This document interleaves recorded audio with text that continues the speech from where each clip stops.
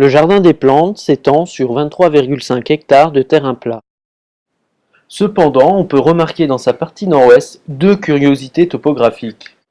Le jardin alpin et la fosse aux ours situés dans une dépression, et le belvédère situé au sommet de la butte Quapeau.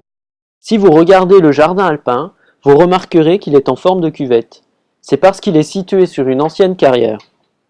Ces carrières de calcaire et l'ensemble des carrières parisiennes ont fourni en pierre bon nombre des monuments parisiens, comme les thermes de Cluny et les arènes de Lutèce durant l'époque romaine, mais également le mur de Philippe-Auguste, la forteresse du Louvre ou encore Notre-Dame de Paris au Moyen-Âge.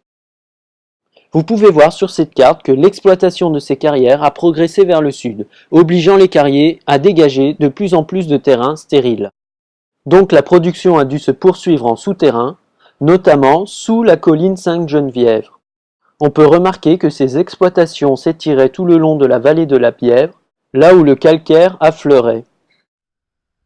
Autre curiosité topographique, la butte Quapeau, qui fait 35 mètres de haut, possède en son sommet un belvédère. Alors cette colline n'a rien de naturel, en fait il s'agit d'une montagne de déchets laissée là au XIIe siècle. Il faut savoir qu'il n'existait pas de structure traitant les déchets à cette époque. Plus tard, Buffon a voulu cacher ses déchets et décide de transformer cet édifice en un labyrinthe planté d'espèces rares. Au pied de cette butte, on peut apercevoir une ancienne vasque. Sur son pied, on peut observer de belles ammonites, un fossile de corail cerveau et des moellons de Meulière.